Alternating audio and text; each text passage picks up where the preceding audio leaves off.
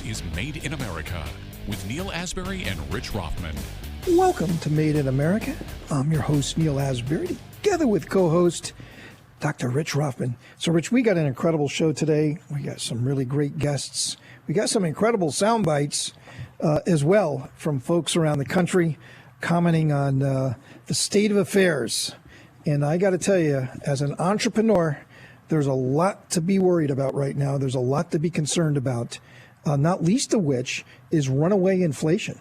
Well, we haven't seen this since Jimmy Carter. Well, let's just 31 years. Yeah. Highest inflation in 31 years. I don't know. But, hi, Jimmy. God, it was a lot of fun. I remember those days. Put all those real estate people out of business. Yeah, I remember energy prices, too.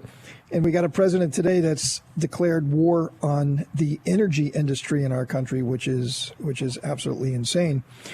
But there's some legislation that's passed the House on a pure partisan vote, although there was one Democrat that voted with the Republicans, but unfortunately it was not enough.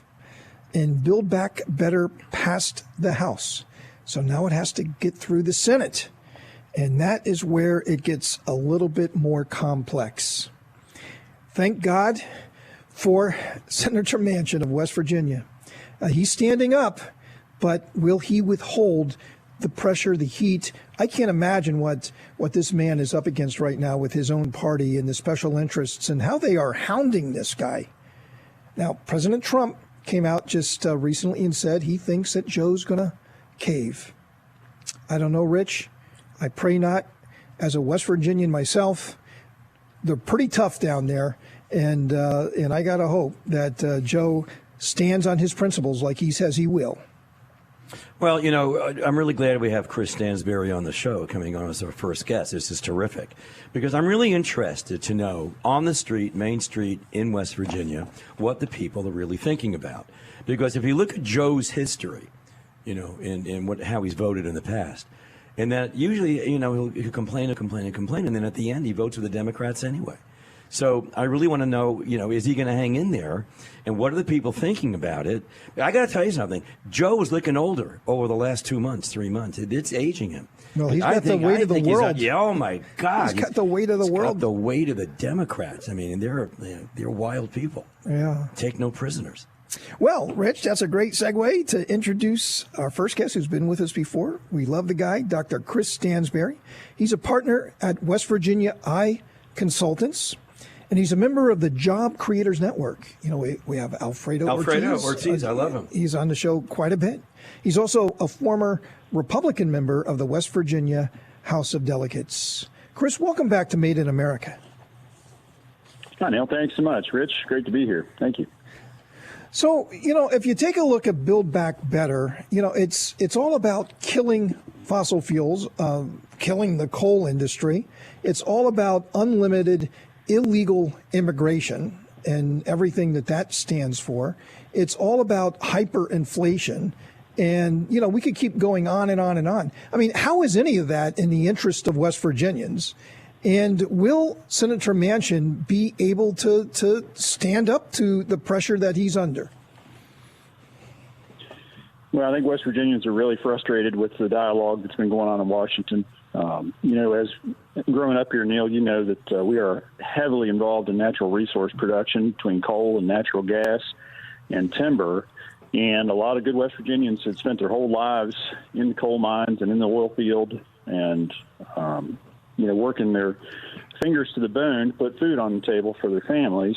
And now you hear about the policies that these folks are espousing that will crush these industries. And a lot of them are struggling anyways, due to some of the clean air regulations that have been handed down already. A lot of the coal mines have been shuttered.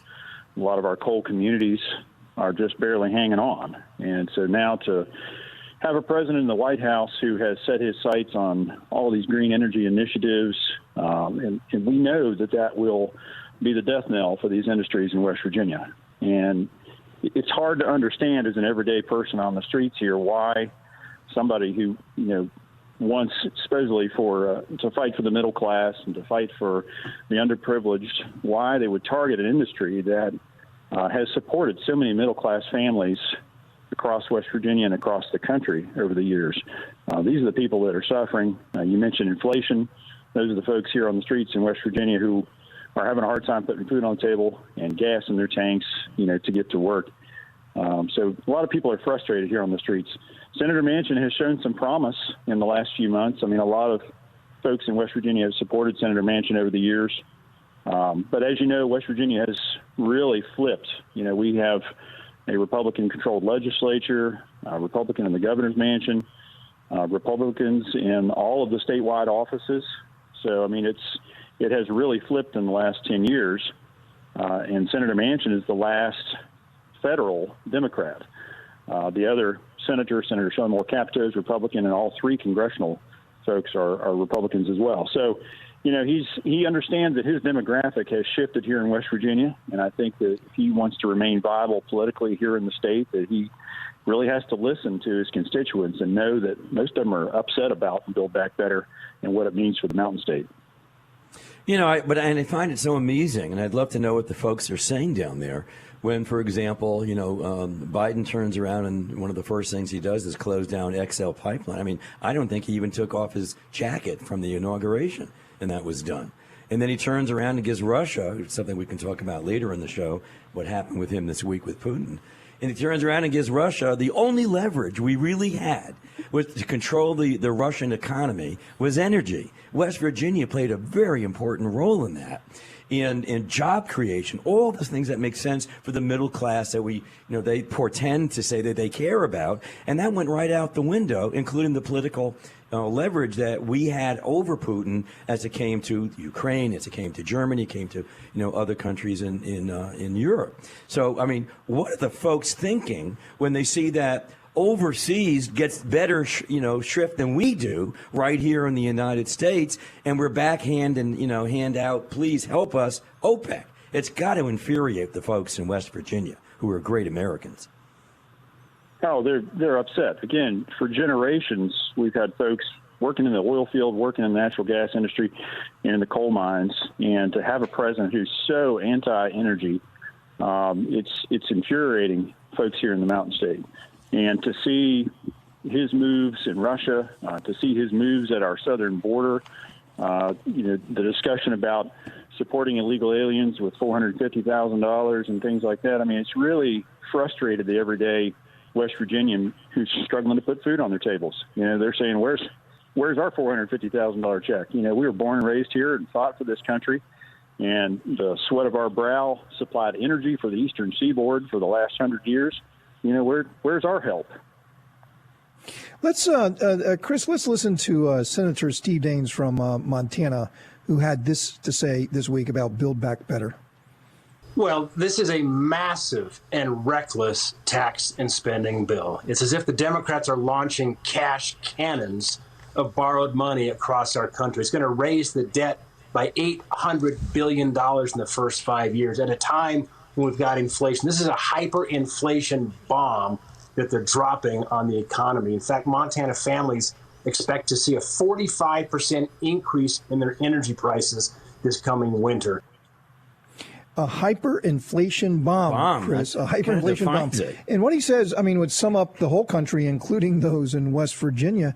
And this is something that Senator Manchin has said, is that, he's really concerned about inflation and about pumping another $1.8 trillion into the economy. Already the inflation is out of control. And he's worried about the debt. An $800 billion debt if you go out 5 years. And, not, just talking about killing the coal industry, but, Senator Manchin has been very firm about his belief on not creating more inflation and taking a time out and letting to see what happens with the inflation that we currently have. Will he stay true to that conviction? Well, like you mentioned when you were opening up here, Neil, the pressures on this man are immense. And I know that he's getting it from all sides. I caught up with him at a meeting a couple of weeks ago, and I said, "How you holding out?" And he just kind of chuckled and said, this is he's never seen a time like what's going on in this country. He's never seen the nation so polarized. He's never, seen the dialogue be so the vitriol be so bad. And so I know the pressures are immense. I feel like he's going to do the right thing for West Virginia. and the right thing for the country and hold the line. I feel like he, based on what he said so far and, his actions thus far, I feel like he's going to do the right thing for us. Time will tell, of course. We've heard a lot of things like that from politicians over the years, and of course, some of them don't stay true to their word. But I feel like based on what we've seen out of him so far, that he's going to push back again and try to hold the line for West Virginia. Well, Chris, hey, man, I really hope you're right. And, as a West Virginian and being able to bump into him from time to time, we're all praying for Joe Manchin. I mean, I got to tell you, this would be without Senator Manchin there, I don't know what would happen. Get him a copy. Get him a copy of Kennedy's Profiles in Courage. That's what we need to do. Chris, get him a copy. You know him well. He's probably got it. I just don't know, Chris, and we got like 10 seconds. I mean, why doesn't he become a Republican? You said it right. I mean, but I know my family from West Virginia, they were all the Democrats. I mean, it was the most Democrat state in the Union, West Virginia, and it's now the most Republican state, maybe except for Wyoming. And why doesn't he just become a Republican? But I guess 10 seconds. West Virginia went huge for Trump. It went huge for Trump, and it went huge for Republicans, all down ballots. I just don't understand why he hadn't switched yet. Yeah, well, we're all praying for West Virginia and Joe Manchin. We need him more than ever. Hey, Chris, thanks for being on the show. We've been with Dr. Chris Stansberry, who is a partner at the West Virginia Eye Consultants and a member of Job Creators Network. Works with our good friend Alfredo Ortiz and a former Republican member of the West Virginia House of Delegates. Chris, thanks for being with us. Thanks, Neil. Thanks, Rich. Take care, guys. Coming up, Dr. Rich and I still have a lot more to go over. Stay with us.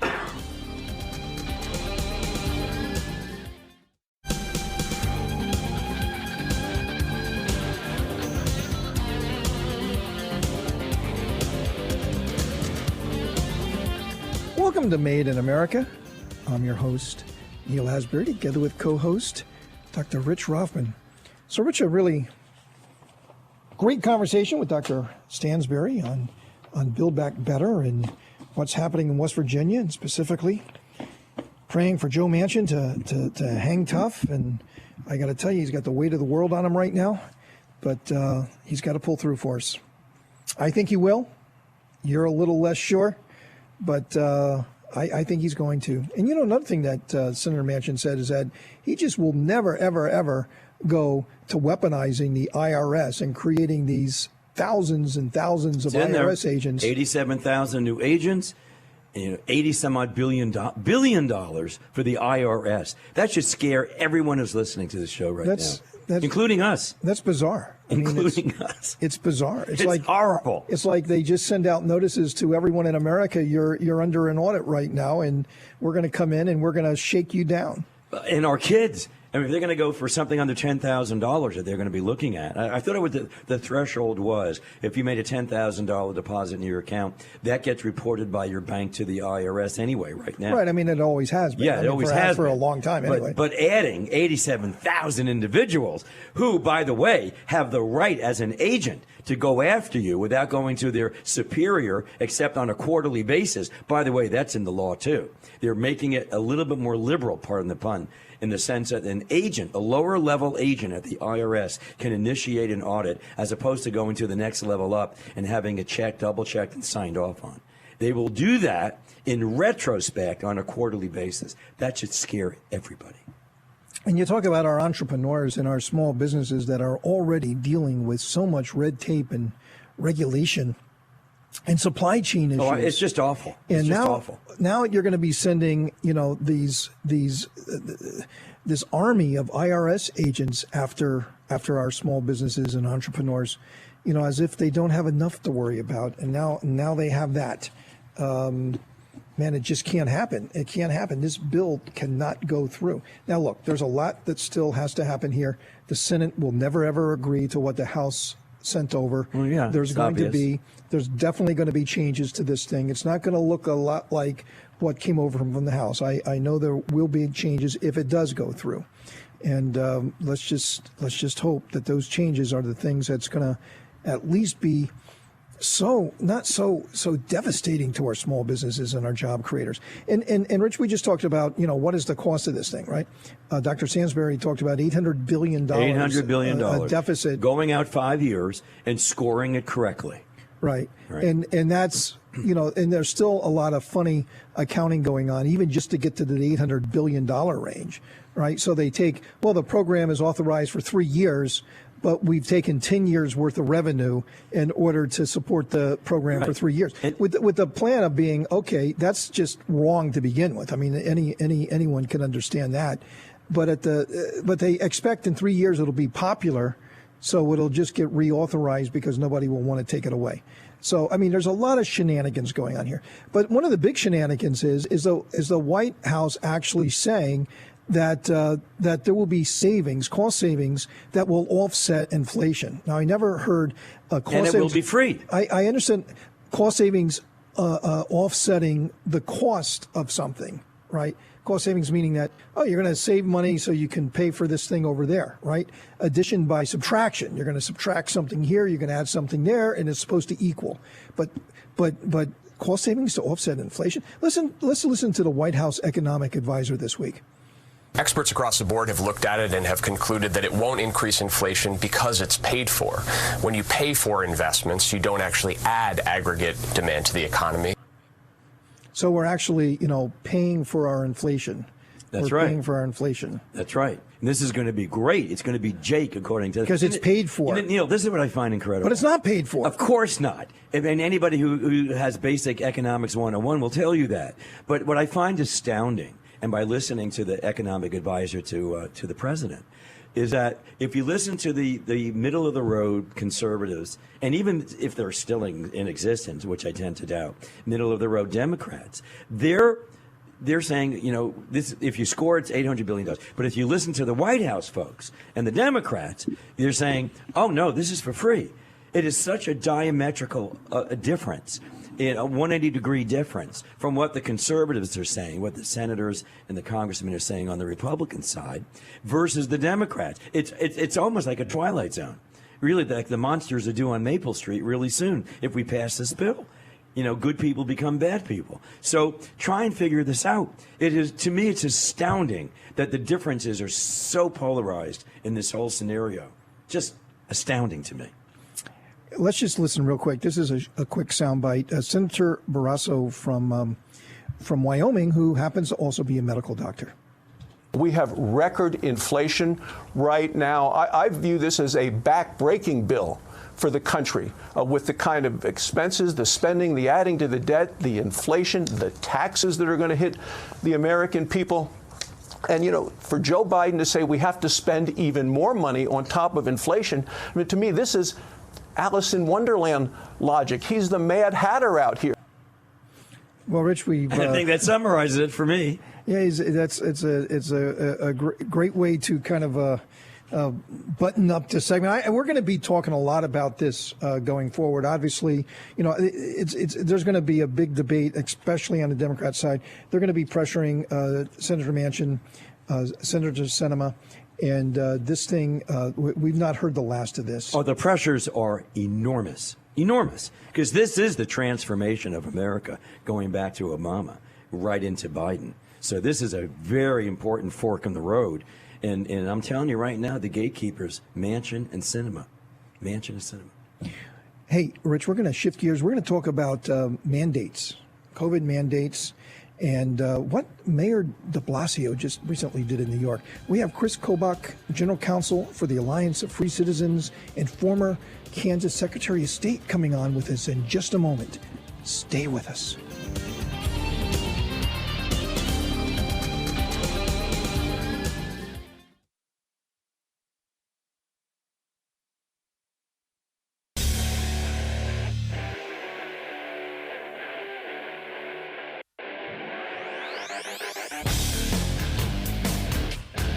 Promoting American industry.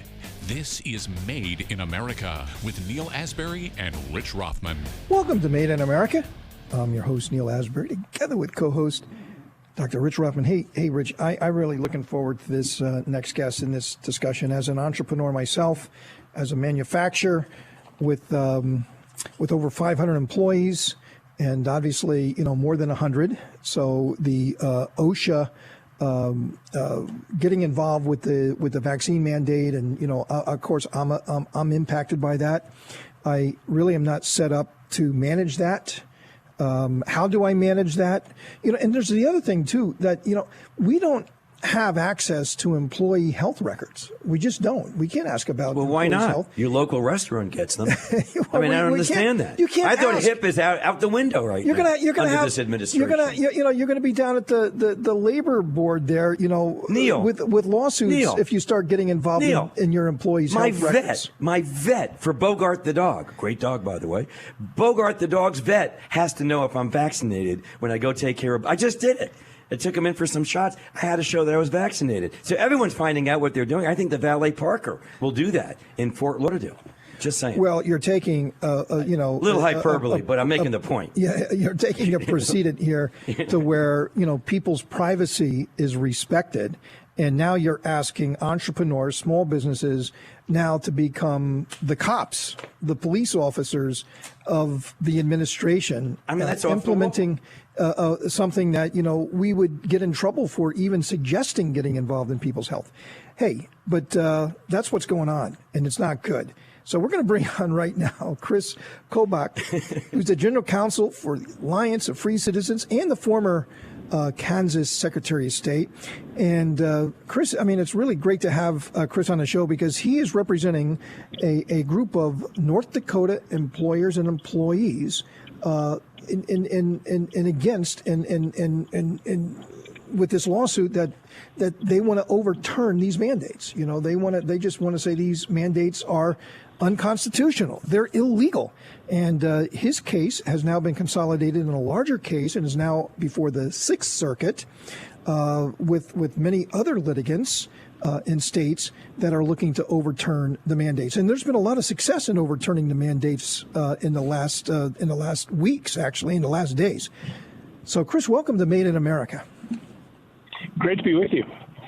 So tell us a little bit about your case and what's really going on here, because, you hear, well, let me ask you this question first, because, I mean, as an entrepreneur, small business owner, manufacturer, inventor, risk taker, all of those folks out there, what has really happened? Because, OSHA is going to go out there and have this enforcement mechanism and be able to charge, thousands and thousands of dollars if an employer, has someone that's not vaccinated, even though they may not even know, who knows what the rules are there. But what has happened? Because the White House is saying that even though that these have been stayed and every one that they've lost and it's being stayed, meaning that OSHA cannot go forward with its plan to implement this vaccine mandate. But the White House is saying, hey, don't listen to that. We're going forward anyway. So what the hell's going on here? Well, it's a complete lie to the extent that the White House is suggesting that they have the ability to go forward. They can certainly encourage people to get, to mandate that their employees get vaccinated, but they cannot suggest or indicate that the OSHA regulation is in effect, because it's not. Our case has had initial success getting a stay put in place. The Department of Justice is arguing against us, as is the Department of Labor, trying to get the stay lifted. So the Biden administration certainly wants to get their OSHA mandate back in place, but it is not in place right now. And bear in mind, the OSHA mandate is the big kahuna, so to speak, of the mandates. That one will affect over 80 million American workers, everybody who's employed by a company with more than 100 people. It's a big one, and it's an abuse of OSHA that the likes of which we've never seen before. Usually OSHA, if it ever uses an emergency rule, which is what this is, where they don't have to go through public notice and public comment, it's been in very narrow situations in a very specific industry, affecting a very small number of workers, relatively speaking. They've never tried to use their emergency authority to pretty much go to every workplace, every industry across the entire nation, and they're addressing something that isn't a workplace hazard anyway. Last time I checked, COVID exists outside the workplace just as much as it's in the workplace. So they're misusing OSHA authority, and we've got a lot of good arguments, and we've seen the Department of Justice's response now. And I'm always hesitant to say whether I think we'll win or not. But having seen the DOJ's arguments, I'm very optimistic. Some of them don't even make sense.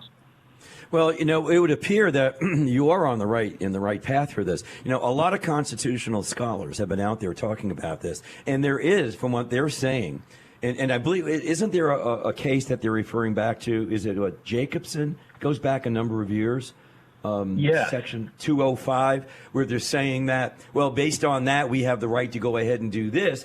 But in reality, they don't have the right to do that, and it's really a violation of what happened in the past. So they're really going down a very dark alley on this whole scenario. They are, yeah. So the Jacobson case was a case involving the Massachusetts state governmental agency or authority. It's actually the town of Cambridge, imposing a vaccine mandate for smallpox way back in 1905. That's right. And the Supreme Court upheld it, but that wasn't the federal government working. But the question was, does a person have a liberty, a right not to receive the vaccine? And that was, it's almost 120 years ago. It's long before the Supreme Court recognized the fundamental rights, and there's this whole strict scrutiny system, way of analyzing it. Two Supreme Court justices have said Jacobson is basically irrelevant. It's so old and dated. It's not the way the court analyzes these things. Plus, the rights, the fundamental rights that get strict scrutiny hadn't even been identified yet. So it's largely irrelevant, but more importantly, it was a state. And the biggest constitutional problem with the Osha mandate is it's the federal government attempting to use Congress's power over interstate commerce. And that's the really big problem for the Biden administration, because in 2012, the Supreme Court ruled in the Obamacare case that Congress cannot use the commerce power to cause people who are not doing something to do something. In other words, you can't take people who are passive, who are not involved in purchasing health insurance or making a subsidized purchase of a vaccine paid for by the federal government. You can't force people to do things they don't want to do and say you're regulating commerce. You're creating commerce. You're not regulating existing commerce. Supreme Court made it very clear, and that's the biggest problem for them. The federal government can't do this because it doesn't have the authority under the commerce power. Does this go to the Supreme Court? I think it probably will. It's such a high priority case. There are more than a dozen of our cases that were filed in the various circuits, and they were consolidated into this Sixth Circuit case. I anticipate, I'm cautiously optimistic, we'll win at the Sixth Circuit, but I would be very surprised if the Biden administration didn't appeal. And I would be surprised. Normally the Supreme Court only takes 2% of the cases that are offered to it, but this is such a major issue for the country. I would be surprised if the Supreme Court didn't take it. So I think it probably will end up in the Supreme Court. And what happens if a couple of federal courts, you win on yours, and then another one of these cases that's going through the federal judiciary, and then it rules for the mandate? What happens if you get those conflicting judgments? So in a normal case, that could be a real possibility. And in the course of my legal career, I've had that happen before. But in this situation, there's a special federal statute that says when you have multiple plaintiffs suing the same agency over the same regulation, you can consolidate them. Indeed, you have to consolidate them. So there was actually a lottery about 2.5 weeks ago, according to this multi-jurisdictional panel, or multi-jurisdictional board, basically, of judges who serve there just whenever the situation arises. And they randomly drew from a drum the numbers, all the circuits where it had a case in them, and they drew randomly the Sixth Circuit. Hey, Chris, we got to take a quick break. We got still a lot more to talk about. We want to talk about New York and Mayor de Blasio here. We got to bring him into this. We're with Kris Kobach, who's a general counsel for Alliance for Free Citizens, and he's also litigating the Osha mandate. Very important work. Stay with us.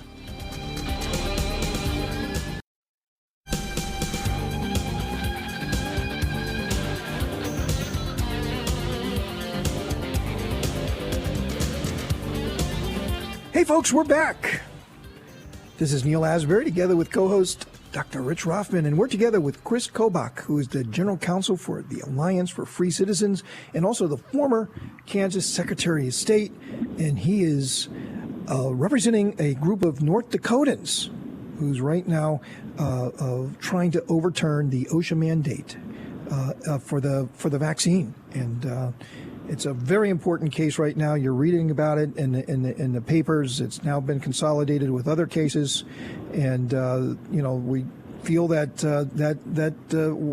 we're going to win this, and that OSHA will not have the right to do this. Well, yes, and how perfect for Chris to have been the Secretary of State of Kansas, of all free states. I mean, what a history coming out of that state. So we're delighted to have Chris. By the way, I have to apologize to everybody. I'm just getting rid of bronchitis and laryngitis for the last 10 days. Well, you're doing very well, Rich, compared to just a couple of days ago. So I just want you to know I'm sounding like Mercedes McCambridge in The Exorcist. Just want you to know that I scared the hell out of my wife. Just saying. Just want you to know. And your dog. And Bogart the dog, of course. Hey, Chris, this is something that President Biden said this week. He said it's not about freedom. It's not about freedom. Let's hear the president. This is not about freedom or personal choice. It's about protecting yourself and those around you.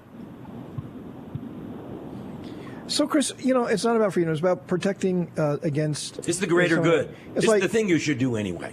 It's like saying that, it's not like you said, they can tell you not to do something, but they can't make you do something. I mean, there's a big difference in that, right? You just mentioned about the 2012 case on Obamacare. So, freedom is freedom. Yeah. Freedom is freedom, and not to be forced to do something you don't want to do. That's right. And there are lots of problems with the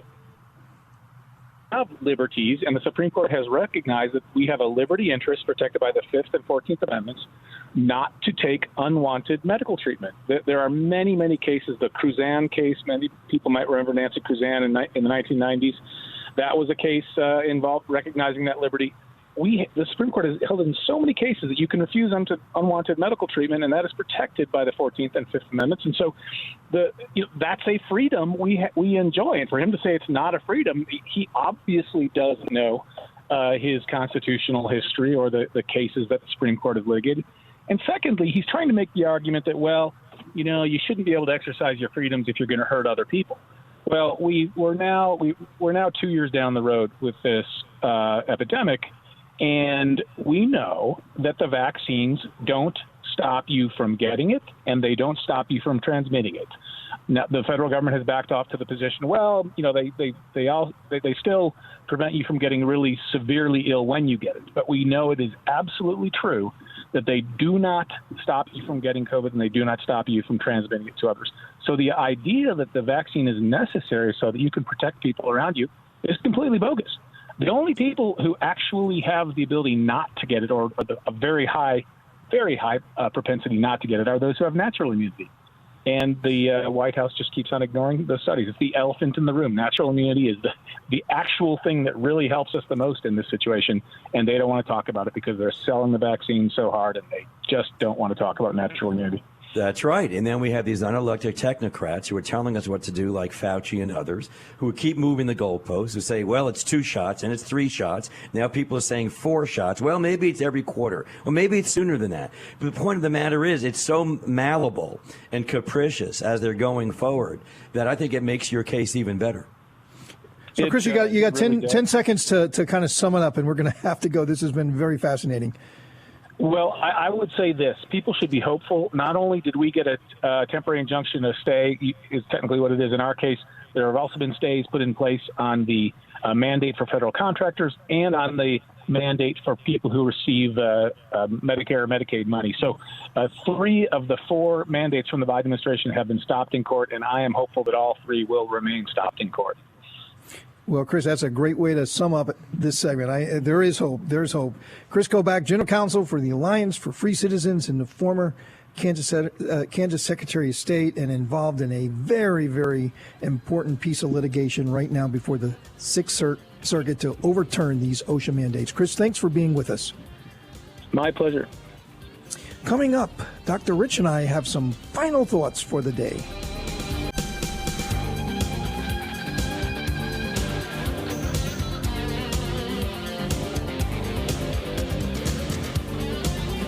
Welcome to Made in America. I'm your host, Neil Asbury, together with co-host Dr. Rich Rothman. So, Rich, there's hope. Hey, look, I got to tell you, these folks are doing really, really important work.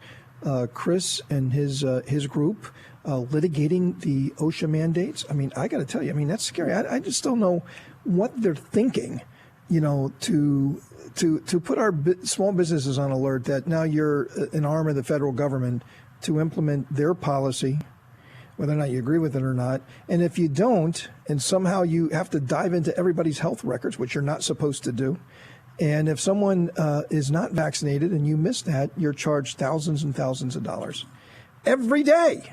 Not just like one time, like every day that it exists. So something very wrong with that.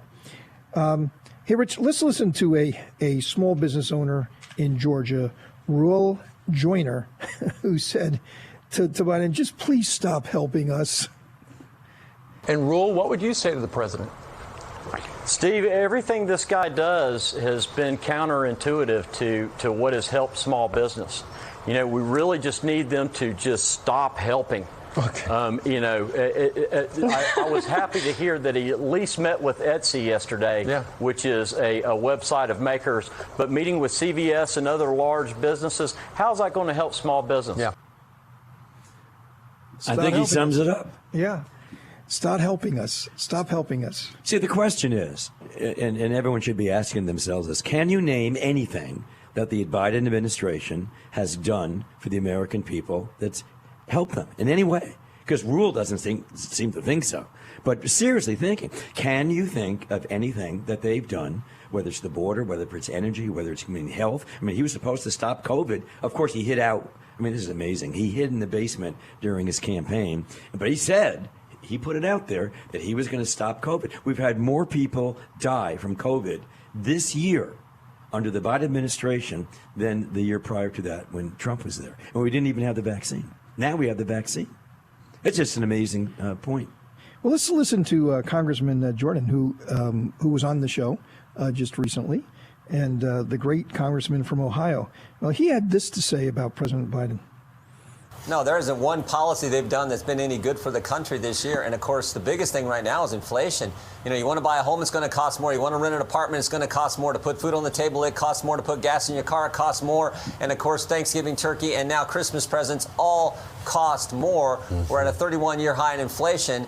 And they can say what they want, but the American people understand it for what it is. They do. I think, listen, when you look at what happened in Loudoun County, when you look what happened in Virginia, I think it's a very, very important moment in current American history, because it was, you poke the giant. You can just poke the dog so many times before the dog's going to turn around and bite you. And it's the same thing the Japanese said in World War II after they attacked Pearl Harbor, which was just celebrated this week, Pearl Harbor Day, December 7th. They said, I think we awoke a sleeping giant. And they did. And they got their butts kicked eventually. We hurt them bad. Eventually, it was a very painful, scenario for a number of years.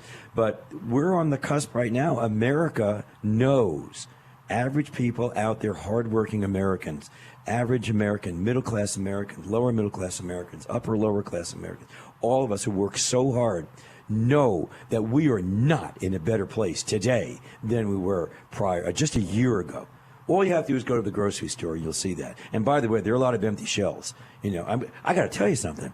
There were no Lorna Doones in my Publix this weekend. I just want you to know that. That's how bad this has got. It is un-American not to have Lorna Doones. When I just have to tell you that. I was very upset about that. So we're in a very, very strange place right now. And Jim is 100% correct.